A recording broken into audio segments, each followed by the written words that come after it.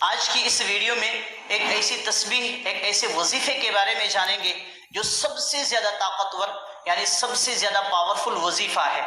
اس کو آیت کریمہ کے نام سے جانا جاتا ہے اور تسبیح یونس کے نام سے بہت زیادہ مشہور ہے۔ اس وظیفہ کی فضیلت کے بارے میں اگر آپ کو پتہ چل جائے کہ اس وظیفے کی فضیلت کیا ہے، اس وظیفے کو کس کس مقصد کے لیے پڑھی جا سکتی ہے اور اس وظیفہ کو کس طریقے سے پڑھنی ہے تاکہ آپ کو بہت زیادہ فائدہ حاصل ہو، تو انشاءاللہ الرحمن آپ کبھی بھی ناکام نہیں ہوں گے۔ اللہ تبارک و تعالی آپ کے ہر ایک مقصد میں کامیابی ضرور عطا فرمائے گا۔ اس تسبیح کے بارے میں اللہ تبارک و تعالی قرآن میں فرماتا ہے، سورہ انبیاء آیت نمبر 87 آیت نمبر 88 کہ ذُنُّون کو یاد کرو۔ ذُنُّون یعنی مچھلی والے حضرت یونس علیہ السلام کو کہا جاتا ہے۔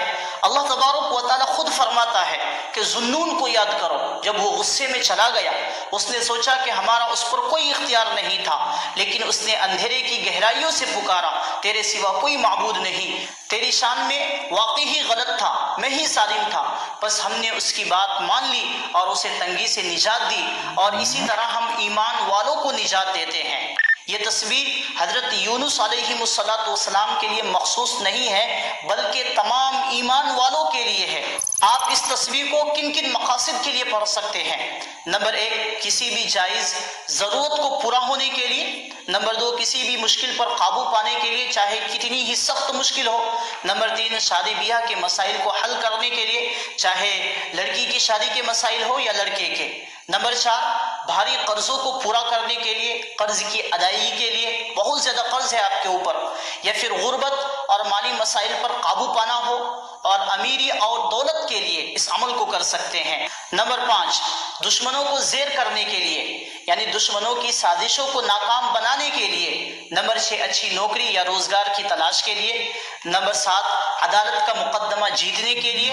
نمبر 8، قید سے رہائی کے لیے۔ نمبر 9، بچوں کے حصول کے لیے یعنی جن کی شادی ہو کے کافی دن گزر چکے ہیں لیکن اولاد کی نعمت اس کو نہیں مل رہی ہے، وہ لوگ اس تسبیح کو کریں، اس عمل کو کریں۔ میں آپ کو پوری ترتیب بتاتا ہوں، آپ پورا سنیں۔ نمبر 10، قحط اور خشک سالی پر قابو پانے کے لیے۔ نمبر 11، بارش کے لیے۔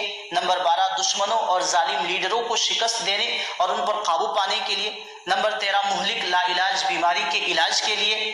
نمبر 14، کسی بھی قسم یا جادو کے علاج کے لیے۔ نمبر 15، جسم یا گھروں سے کسی بھی قسم کی شیاطینی اثرات، جناتی اثرات کو ختم کرنے کے لیے۔ نمبر 16، جادوگروں اور جادوگروں کی جو گروہیں ہوتی ہیں، ان کی جو ٹیم ہوتی ہے، ان کے منتر کو، ان کے جادو کو ختم کرنے کے لیے، ناکام بنانے کے لیے۔ نمبر 17، اس کے علاوہ اور بھی بہت ساری چیزیں ہیں۔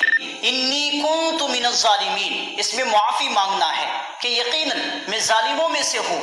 گناہ کے اعتراف پر سمجھوتا کرنا ہے جس کے نتیجے میں معافی کی عاجزانہ درخواست بھی شامل ہے، یعنی اللہ کے سامنے عاجز بن جانا، چھوٹا بن جانا۔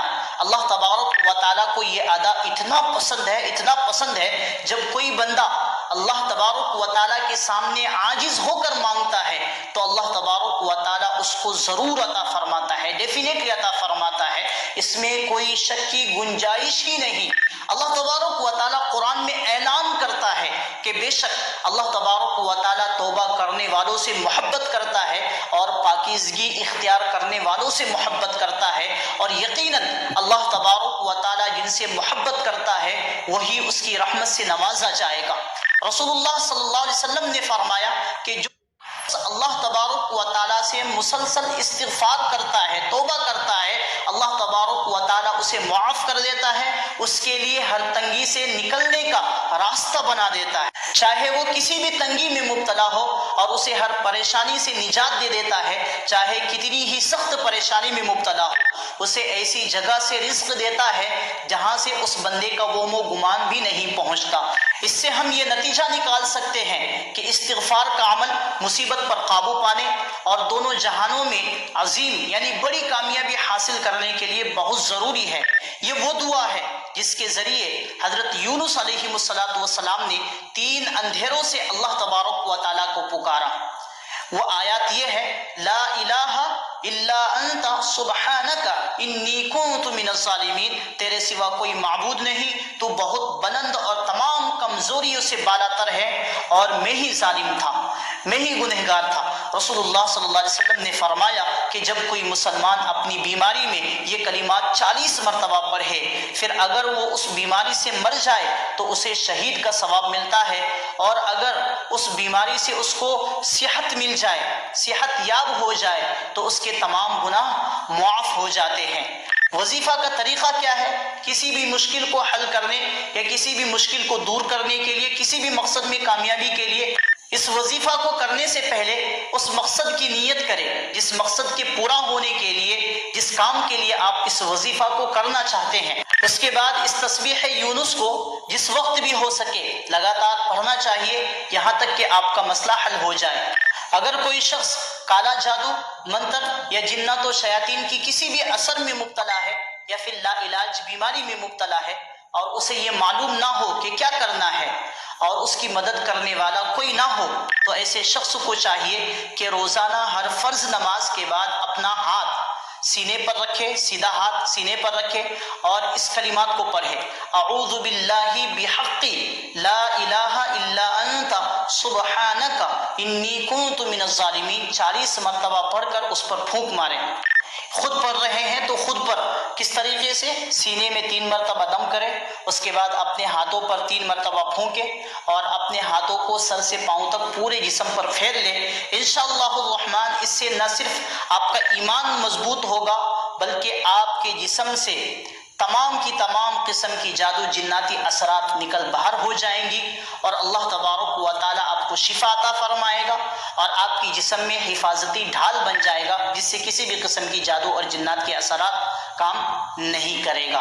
تمام مقصد میں کامیابی کے لیے جن جن مقصد کو میں نے اوپر مینشن کیا ہے، یا پھر ان مقاصد کے علاوہ آپ کے اور کوئی مسئلے ہیں، اس کے حل کے لیے تقریباً 1.25 لاکھ مرتبہ یعنی 1,25,000 مرتبہ کسی خاص مقدار اور نیت کے ساتھ ایک مدت میں پڑھنے پر مشتمل ہے۔ یہ عمل ایک اکیلا آدمی کئی دنوں اور کئی ہفتوں میں کر سکتا ہے، یا ایک ہی نشست میں یا ایک مدت میں اس وقت تک کر سکتا ہے جب تک کہ 1,25,000 کی گنتی مکمل نہ ہو جائے۔ 1,25,000 کی گنتی اللہ تبارک و تعالیٰ کے مختلف اولیاء کرام نے اپنی حکمت اور تجربے کی بنا پر مقرر کی ہے، اور ماشاءاللہ بہت سے لوگوں نے اس عمل سے بہت زیادہ فائدہ اٹھایا ہے، اور آج بھی اس عمل سے بہت سارے لوگ فائدہ اٹھا رہے ہیں، اور اللہ تبارک و تعالیٰ ان کو کامیابی بھی عطا فرما رہے ہیں۔ اس لیے انشاءاللہ اس عمل کے ذریعے سے کوئی بھی ضرورت پوری ہو سکتی ہے یا پھر کوئی بھی مسئلہ حل ہو سکتا ہے، جن چیزوں کے بارے میں آپ کو پہلے اوپر بتا چکا ہوں۔ عمل اپنی سہولت کے مطابق جتنے بھی دنوں میں آپ مکمل کر سکتے ہیں اسی حساب سے آپ ترتیب بنائیں کہ اتنے دنوں میں آپ اس عمل کو مکمل کر سکتے ہیں۔ ایک آسان طریقہ یہ بھی ہے کہ اگر ایک فرد یعنی آپ اکیلے اس عمل کو کر رہے ہیں تو روزانہ 2,500 مرتبہ اس تسبیح یونس کو آپ پڑھ سکتے ہیں۔ اس طرح اگر آپ روزانہ پڑھیں گے تو عمل مکمل ہونے میں تقریباً 50 دن لگیں گے۔ آپ 50 دن میں بھی اس عمل کو کر سکتے ہیں، کوئی حرج نہیں ہے، پھر بھی وہی فائدے حاصل ہوں گے آپ کو۔ گروپ میں ایسا کرنے کا ایک آسان طریقہ یہ بھی ہے، اعوذ باللہ اور بسم اللہ 1 مرتبہ پڑھی جائے اور استغفر اللہ لا الہ الا اللہ محمد رسول اللہ صلی اللہ علیہ وسلم 20 مرتبہ پڑھے۔ ہر شخص کو روحانی طور پر مضبوط ہونے کے لیے یہ کرنا چاہیے۔ سورہ فاتحہ 1 مرتبہ، اس کے بعد سورہ اخلاص 3 مرتبہ ہر شخص کو یہ پڑھنا چاہیے۔